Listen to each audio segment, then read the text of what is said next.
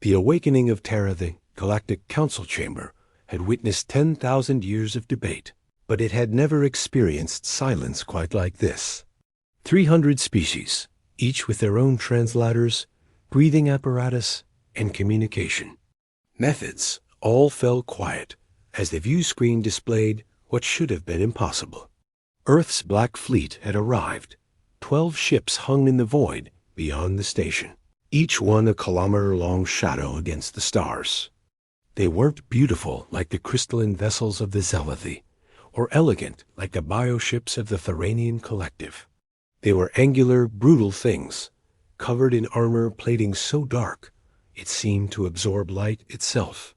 Weapon ports dotted, their hulls like the eyes of predators, and their engines burned with an unholy blue fire that made veteran admirals unconsciously step back from the viewing ports. Ambassador, Kree-Talk of the Galactic Council, straightened all 4 of his spine. Segments trying to project authority he no longer felt. His species, the Altarians, had overseen galactic peace for 3 millennia. They had mediated wars, prevented genocides, and maintained the delicate balance between hundreds of civilizations. But they had made one terrible mistake. They had broken the quarantine around Earth. The main screen flickered to life, revealing a human face. Commander Sarah Chun looked unremarkable by galactic standards. 2 eyes, 1 nose, a mouth. Bilateral symmetry. No scales, no extra limbs, no visible weapons. Just smooth skin and dark hair, tied back in what humans called a ponytail. But her eyes held something that made even the warrior races of the Council shift uncomfortably. Those eyes had seen war, real war, the kind the galaxy had forgotten was possible. Members of the Galactic Council, Sean began, her voice carrying through the universal translator with perfect clarity. 72 hours ago, your member species, the Corvan Empire, violated the Treaty of Isolation. They attacked and destroyed our mining colony on New Hope. 4,000 human souls were extinguished in an act of unprovoked aggression. Kree-Talk's feathers rustled nervously. Commander Chun, the Council deeply regrets this incident. The Corvans acted without our approval. We are prepared to offer reparations. Reparations? Chun's expression didn't change, but something in her tone made the temperature in the chamber seem to drop. Ambassador, you misunderstand our presence here. We're not here to negotiate. We're here to remind you why Earth was quarantined in the first place. The Council members began murmuring among themselves. The quarantine of Earth had been established 500 years ago, after humanity's first contact with galactic civilization had gone catastrophically wrong. The details were classified, known only to the highest levels of Council leadership. Most species assumed humans were quarantined because they were too primitive, too violent for civilized space. They were half right. Chun continued. Perhaps a history lesson is in order. 5 centuries ago, humanity took its first steps into the stars. We came in peace, with open hands and hope for friendship. We met your predecessors with joy, believing we had found kindred spirits among the stars. The view screen changed, showing historical footage that most Council members had never seen. Human ships, small and fragile-looking, approaching a Galactic Council fleet with universal peace signals blazing from every transmitter. The humans were celebrating, their faces full of wonder and excitement. Then came the attack. Council ships, fearing contamination from an unknown biological threat that turned out to be nothing more than a common Earth bacteria, opened fire without warning. Your predecessors destroyed 3 colony ships carrying 50,000 civilians, Chun said, her voice steady as steel. Men, women, and children who had committed no crime except being human. The Council's response to this massacre was to declare humanity a potential threat and establish the quarantine. You locked us in our solar system like animals in a cage. The Corvan ambassador, a reptilian creature with 6 eyes, stood up defiantly. Your species was deemed too aggressive for integration. The quarantine was for the galaxy's protection. Chun's lips curved into something that wasn't quite a smile. Too aggressive? No, Ambassador. You hadn't seen aggressive yet. But you gave us 500 years to prepare, to advance, to remember. And now the Corvins have given us a reason to demonstrate what humanity becomes when truly provoked. She gestured, and the view screen split into multiple displays. Each showed technical readouts that made the Council's best scientists gasp in recognition and fear. Quantum phase weapons that could bypass any shield. Antimatter reactors that shouldn't be possible with Earth's reported technology level. Something called a Nova bomb that made even the warlike Draconians take several steps back. For 5 centuries, Chun continued, humanity focused on one goal, ensuring our survival in a hostile galaxy. We studied every transmission that leaked through your quarantine. We analyzed every piece of technology you thought was safely beyond our reach. We took your science, improved it, and made it ours. But more importantly, we remembered what you did to us, and we prepared for the day someone would be foolish enough to attack us again. The lead Corvin diplomat sneered, though his scales had paled noticeably. You bring 12 ships against the combined might of the Galactic Council? This is madness. Chun's expression finally changed, showing the barest hint of amusement. 12 ships? Ambassador, you misunderstand. These 12 ships aren't our attack fleet. They're our diplomatic envoy, our actual fleet. She paused, letting the tension build. Well, let's just say Earth's shipyards have been very busy for 500 years. The tactical display updated, showing heat signatures appearing throughout human space. Hundreds of them. Then thousands. The counter kept climbing until it showed a number that made several council members actually faint. Earth hadn't just built a fleet. They had built an armada that could challenge the entire galaxy. But we're not here to conquer, Chun said, her tone shifting to something almost conversational. Conquest is messy, expensive, and ultimately pointless. We're here for justice. The Corvin Empire will surrender unconditionally within 1 standard hour. They will turn over every official involved in the attack on New Hope.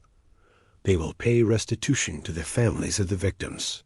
And they will dismantle their military infrastructure under human supervision. The Corvin ambassador's 6 eyes blazed with fury. Never. A Corvin empire has stood for 2,000 years. We will not bow to primitive apes who only recently discovered faster-than-light travel. Chun nodded as if she had expected this response. I thought you might say that. Ship commanders, prepare for demonstration Alpha. Target the 3rd moon of Corvus Prime, the uninhabited one, she added, looking directly at the council. We're not monsters. We don't kill civilians. On the screen, one of the black ships moved forward slightly. A port on its bow began to glow with an eerie green light. Energy readings spiked beyond anything the Council's instruments had seen before. Then, with no more fanfare than a finger pressing a button, the weapon fired. The beam that lanced out wasn't like any weapon the galaxy knew. It didn't explode against the moon's surface or burn through it. Instead, it seemed to unravel it, breaking down matter at the quantum level. In less than 30 seconds, a celestial body that had existed for billions of years simply ceased to be, converted into a rapidly expanding cloud of subatomic particles. The silence that followed was absolute. Even species without traditional vocal cords found ways to express their shock. The Corvins, who had been so defiant moments before, stood frozen in place, their scales now completely white with terror. Chun waited for the full impact to sink in before speaking again. That was one ship, firing at 10% power, had an uninhabited target. Imagine what all 12 could do to an inhabited world. Now imagine what our entire fleet could do to your empire. The price of arrogance, the Galactic Council Chamber remained frozen in a tableau of disbelief for exactly 17 seconds. Then, as if a spell had been broken, everyone began talking at once. Dozens of languages filled the air, all expressing the same mixture of fear, outrage, and desperate denial. The Corvan delegation huddled together, their scales shifting through rapid color changes that indicated extreme distress in their species. Ambassador Kretok raised all four of his arms, calling for order. His voice amplifiers strained to overcome a chaos. Please, distinguished colleagues, we must maintain diplomatic protocols. Commander Chun, surely there must be room for negotiation. The complete dismantling of the Corvan military would destabilize an entire sector of Ambassador. Chun interrupted, her voice cutting through the noise like a blade through silk. Let me explain something about human nature that your anthropologists clearly missed. We have a saying, fool me once, shame on you. Fool me twice, shame on me. The galaxy fooled us once when you massacred our colony ships during first contact. We spent 500 years making sure you would never get the chance to fool us twice. She touched something off-screen and knew. Images appeared on the display. The mining colony on New Hope before the attack. Families walking through biodomes, children playing in artificial parks, workers maintaining the extraction equipment that harvested rare minerals from the planets. Crust, then came the after images. Craters where settlements had been, bodies floating in the vacuum where the atmospheric shields had been deliberately targeted. A child's toy drifting past the camera in the debris field. Every one of these people had a name, Chun said to her, voice taking on a harder edge. Maria Santos, age 34, xenogeologist, mother of 2. David Park, age 28, environmental engineer, just married 3 months ago. Lily McGrath, age 7, 2nd grade, loved to draw pictures of the aliens she hoped to meet one day when the quarantine was lifted. With each name, images appeared. Faces, smiles, moments of life captured before their extinction. The council members, even those from species that didn't typically experience mammalian emotions, found themselves unable to look away. The Theranian representative, whose species was known for their empathic abilities, began emanating waves of distress. Commander, we feel your pain, but surely you feel nothing, Chun snapped, her composure cracking for just a moment before she regained control. Your species processes emotion as abstract data. You can no more feel our pain than a computer can feel the heat of its processors. But that's not the point. The point is that the Corvans thought they could attack us without consequences because we were isolated, alone, considered inferior. They were wrong. The lead Corvan finally found his voice, though it trembled. The attack was unauthorized. A rogue admiral acting beyond his authority. We will punish those responsible ourselves. No, Chun said simply. You won't. Because if we allow you to handle this internally, in 6 months you'll declare the matter resolved after some show trial, and nothing will change. No, the terms I stated are non-negotiable. You have, she glanced at something off-screen, 43 minutes remaining. Another council member, Ambassador Vexus of the Ethereal Collective, floated forward. Their species existed partially in another dimension, making them appear as shifting, translucent forms to most observers. Commander Chun, you must understand the precedent this sets. If we allow one species to dictate terms to the Council lost its authority over humanity when it authorized our quarantine, Chun replied. You don't get to lock us away for 5 centuries and then claim jurisdiction when we defend ourselves. But since you're concerned about precedents, let me set a very clear one. The display changed again, showing a star map of the galaxy with Earth at the center. Slowly, spheres of influence began appearing, showing the territories of various species. The Corvan Empire's territory was highlighted in red. The Corvan Empire currently controls 47 star systems, Sean said. They've conquered 12 other species, 3 of which no longer exist as independent civilizations. They maintain their power through a fleet of 2,000 warships and the threat of planetary bombardment. Would you like to know how many of those ships would survive an engagement with a single Terran Reaper-class vessel? She didn't wait for an answer. A simulation began playing, showing a Corvan battle group of 50 ships engaging one of the black vessels. The battle was over in minutes. The human ship's shields didn't just deflect attacks. They seemed to bend space around them, causing enemy fire to curve away harmlessly. When it returned fire, its weapons ignored conventional defenses entirely, phasing through shields and armor as if they didn't exist. 0, Sean said when the simulation ended. 0 ships would survive. And before you ask, no, this isn't a propaganda simulation. This is based on actual combat data from the engagement that occurred 6 hours ago when a Corvan patrol fleet attempted to intercept us on our way here. Gasps echoed through the chamber. No one had reported any battle. Chan anticipated the question.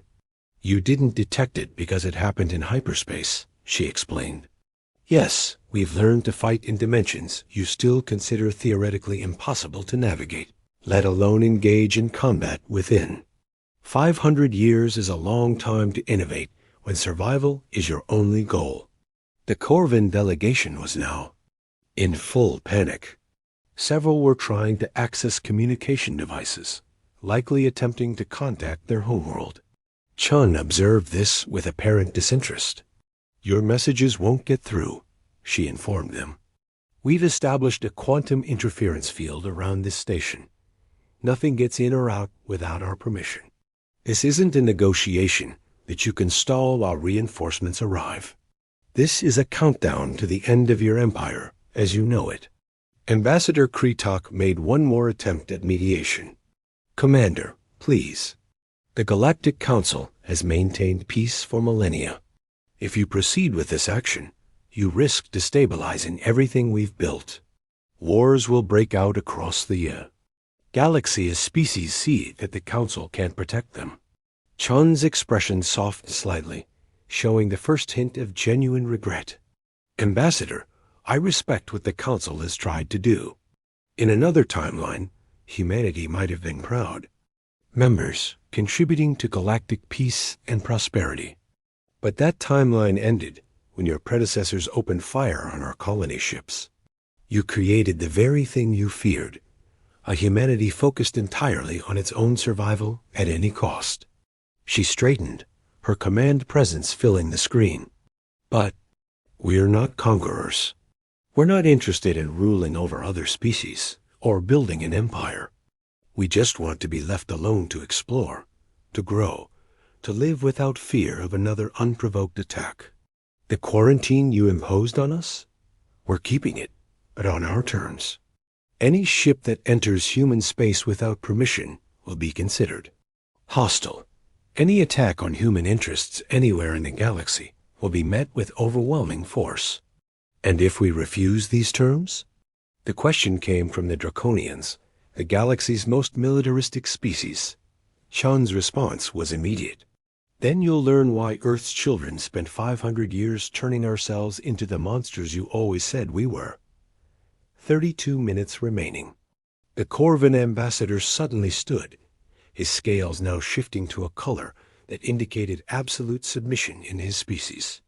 Wait, I need to contact my government.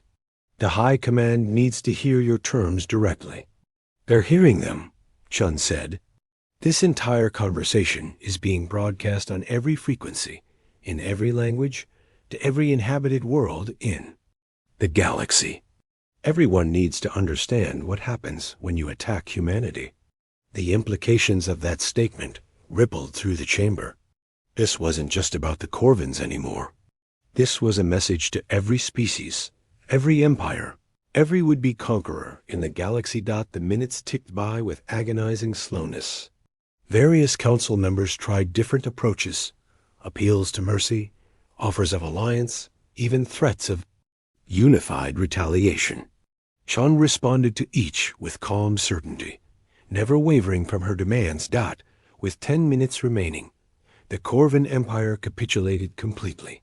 The High Command, watching their moons disappear one by one as humanity demonstrated. Their weapons on uninhabited targets agreed to every term. Their military would be dismantled, their leadership would stand trial, and reparations would be paid. As the surrender was formalized, Chun addressed the council one final time. Let this be perfectly clear to everyone in this chamber and everyone watching across the galaxy. Humanity wanted peace. We dreamed of joining a community of species, of sharing knowledge and culture, of exploring the universe together. You took that dream from us with your fear and your violence. So we became something else. We became the civilization that survives, no matter the cost. She paused, letting her words echo through the silence.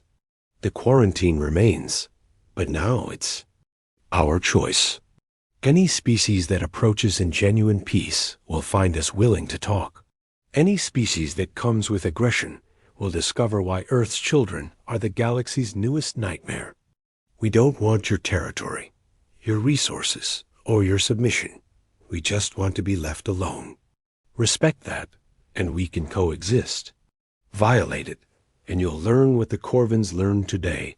There are worse things than death, and humanity has mastered them all. The transmission ended, leaving the Galactic Council in stunned silence. The black ships remained in position for exactly 1 hour more, then vanished into hyperspace as suddenly as they had appeared. But their message remained, burned into the consciousness of every species in the galaxy. Earth was no longer the quarantined primitive world they had dismissed. It was something far more dangerous, a sleeping giant that had been awakened, armed with 5 centuries of focused technological development and a very long memory. In the years that followed, no ship dared approach human space without permission. Trade was conducted at neutral stations, always with human vessels watching from the shadows. Some species prospered from peaceful exchange with humanity, gaining access to technologies that seemed like magic. Others, those who thought to test human resolve, simply disappeared, their fleets vanishing without trace or explanation. The galaxy had learned its lesson. When humans say they want to be left alone, you leave them alone.